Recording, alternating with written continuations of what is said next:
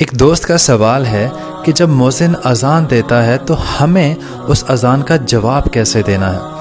تو میں ان کو بتانا چاہوں گا کہ جب مؤذن اللہ اکبر کہے تو آپ نے بھی وہی کلمات ادا کرنے ہیں۔ جب مؤذن اشہد اللہ الہ الا اللہ کہے تو آپ نے بھی وہی کلمات اس کے بولنے کے بعد ادا کرنے ہیں۔ جب مؤذن اشہد ان محمد رسول اللہ کہے تو آپ نے بھی وہی کلمات ادا کرنے ہیں۔ جب مؤذن حی علی الصلاۃ کہے تو آپ نے لا حول ولا قوت الا باللہ کہنا ہے۔ جب حی علی الفلاح کہے تو آپ نے لا حول ولا قوت الا باللہ کہنا ہے۔ جب واپس اللہ اکبر کہے تو آپ نے اس کے ساتھ جواب دینا ہے سیم الفاظ میں۔ جب وہ لا الہ الا اللہ کہے تو آپ نے بھی لا الہ الا اللہ کہنا ہے۔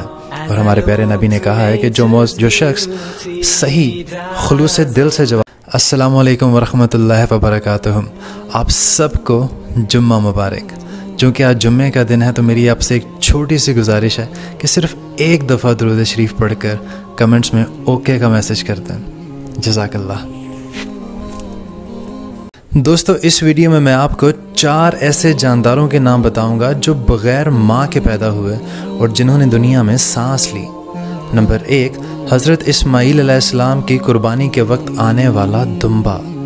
نمبر 2، حضرت صالح علیہ السلام کی اونٹنی۔ نمبر 3، حضرت موسیٰ علیہ السلام کا عصا۔ اور نمبر 4، حضرت آدم علیہ السلام۔ یہ تمام بغیر ماں کے پیدا ہوئے۔ ایک عورت نے ایک عالم سے پوچھا کہ اسلام نے ہمیں شوہر کی ہی اطاعت اور فرما برداری کا پابند کیوں بنایا ہے، شوہر کو ہماری اطاعت کا پابند کیوں نہیں بنایا؟ تو اس پر عالم نے پوچھا کہ آپ کے بیٹے کتنے ہیں؟ تو عورت نے کہا کہ میرے 3 بیٹے ہیں۔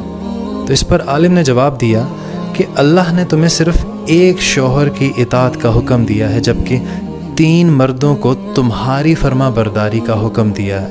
وہ تمہارے ساتھ تمہاری فرما برداری کیے بغیر ہرگز جنت میں داخل نہیں ہو سکتے۔ تو بتاؤ کہ کون زیادہ پابند ہے؟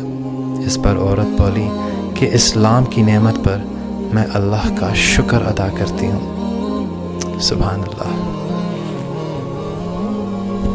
خدا نخواستہ اگر آپ کے گھر میں سے کسی کو تیز بخار ہو جاتا ہے، اور چاہے وہ بخار کی کوئی سی بھی نوعیت ہو، چاہے ڈینگو ہو یا پھر ملیریا، ٹائیفائڈ، یا پھر ابھی جو ویدر چینج ہو رہا ہے اس لحاظ سے بھی کافی سارے لوگ بیمار ہو رہے ہیں، تو آپ نے صرف کرنا اتنا ہے کہ آپ نے گلاس میں پانی لینا ہے اور آپ نے باوضو ہو کر صرف 40 بار سورہ فاتحہ پڑھ کر اس پانی پر دم کرنا ہے، اور اس پانی میں سے آپ نے جو بیمار ہے اس کے منہ پر چھینٹے مارنے ہیں۔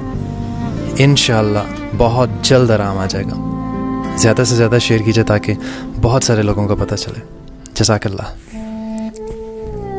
دوستو، اگر آپ کو اینک لگائے بغیر کچھ نظر نہیں آتا، یا پھر آپ کی آنکھوں میں درد رہتا ہے، آپ کی آنکھوں سے لگاتار پانی بہتا ہے، تو آپ نے کرنا صرف اتنا ہے کہ آپ نے ہر نماز کے بعد 21 بار یا نورو یا نورو یا نورو اور یا بصیرو یا بصیرو یا بصیرو 21 بار پڑھنا ہے، اور آپ نے اول اور آخر میں درود شریف پڑھنا ہے، اور یہ پڑھ کر آپ نے اپنی آنکھ پر دم کر لینا ہے۔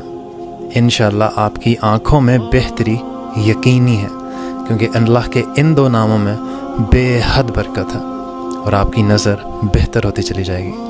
جزاک اللہ۔ زیادہ سے زیادہ شیئر کیجئے تاکہ سب کو پتہ چلے۔ آمین۔ جزاک اللہ۔